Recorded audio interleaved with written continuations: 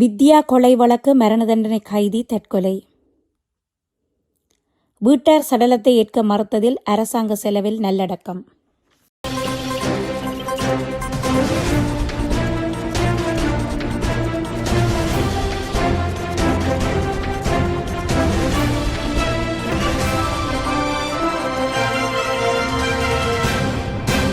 புங்குடுதீவு மாணவி வித்யா கொலை வழக்கின் மரண தண்டனை கைதி யாழ்ப்பாணம் சிறைச்சாலையில் இன்றைய தினம் திங்கட்கிழமை தனது உயிரை தானே மாய்த்து கொண்டுள்ளார்.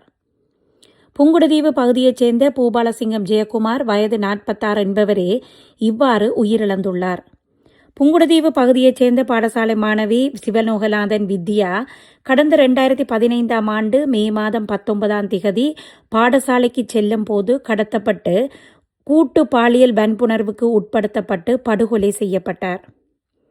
குறித்த சம்பவம் முழு நாட்டையும் உலுக்கியிருந்த நிலையில் விசாரணைகளை முன்னெடுத்த போலீசார் சம்பவம் தொடர்பில் ஒரே குடும்பத்தைச் சேர்ந்த 3 சகோதரர்கள் மற்றும் ஒரு குடும்பத்தைச் சேர்ந்த 2 சகோதரர்கள் உட்பட 9 பேரை கைது செய்தனர். ஊர்காவத்துறை நீதவான் நீதிமன்றில் நடைபெற்ற சுருக்க முறையற்ற நீதிமன்ற விசாரணைகளை தொடர்ந்து வழக்கேடுகள் சட்டமா அதிபர் திணைக்களத்தில் ஒப்படைக்கப்பட்டது.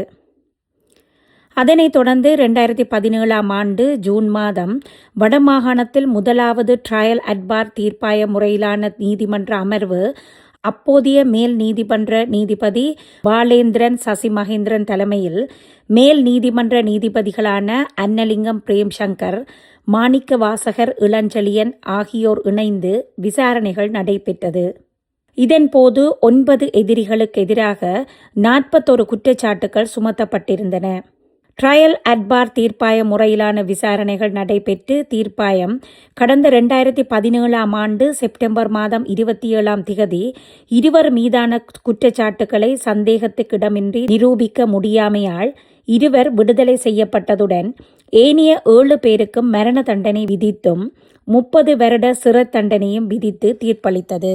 குறித்த தீர்ப்பினை எதிர்த்து 7 பேரும் உச்ச நீதிமன்றில் மேன்முறையீடு செய்ததை அடுத்து பிரதம நீதியரசர் ஜயந்த ஜயசூரிய தலைமையிலான 5 அடங்கிய உயர் நீதிமன்ற நீதியரசர்கள் குழாம் விசாரணைகளை முன்னெடுத்த நிலையில் 2 மீதான தண்டனையை நீக்கி ஏனையவர்கள் மீதான தண்டனையை கடந்த 6ஆம் திகதி உறுதி செய்தது. இந்நிலையில் தண்டனை உறுதி செய்யப்பட்டவர்களின் தீர்ப்பினை மீளவும் உறுதி செய்வதற்காக குறித்த வழக்கு யாழ் மேல் நீதிமன்றில் இன்றைய தினம் திங்கட்கிழமை நடைபெற இருந்தது. அதற்காக நீதிமன்றத்தில் குற்றவாளிகளை முற்படுத்த ஏதுவாக நேற்றைய தினம் ஞாயிற்றுக்கிழமை குற்றவாளிகளை யாழ்ப்பாணம் சிறைச்சாலைக்கு மாற்றியிருந்தனர். இந்நிலையில் இன்றைய தினமான திங்கட்கிழமை நீதிமன்றத்துக்கு அழைத்துச் செல்வதற்கான ஏற்பாடுகளை யாழ்ப்பாண சிறைச்சாலை அதிகாரிகள் முன்னெடுத்திருந்த நிலையில் குளிப்பதற்காக சென்ற ஜெயக்குமார் குளியலிடத்தில் தனது உயிரை தானே மாய்த்து கொண்டுள்ளார். சடலம் உடற்கூட்டு பரிசோதனைக்காக யாழ்ப்பாணம் போதனா வைத்தியசாலையில் ஒப்படைக்கப்பட்டுள்ள நிலையில் யாழ்ப்பாண போலீசார் விசாரணைகளை முன்னெடுத்துள்ளனர். அதேவேளை உயிரை மாய்த்து கொண்ட ஜெயக்குமாரின் சகோதரர்கள் இருவரும் மாணவி வித்யா சிவலோகநாதனின் கொலை வழக்கில் கைது செய்யப்பட்ட நிலையில் ஒருவர் மீதான குற்றச்சாட்டுகளை சந்தேகத்துக்கிடமின்றி நிரூபிக்க முடியாமற் போனமையால் ட்ரையல் அட்பார் தீர்ப்பாயம் வழக்கில் இருந்து விடுவித்தது.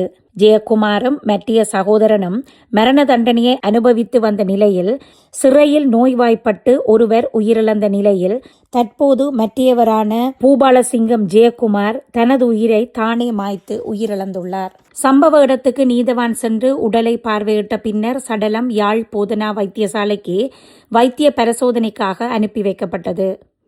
பிரேத பரிசோதனையில் மரணம் தற்கொலை என சட்ட வைத்திய அதிகாரிகள் குறிப்பிட்ட நிலையில் வீட்டார் சடலத்தை பொறுப்பேற்க மறுத்ததால் அரச செலவில் சடலம் நல்லடக்கம் செய்யப்படவுள்ளது.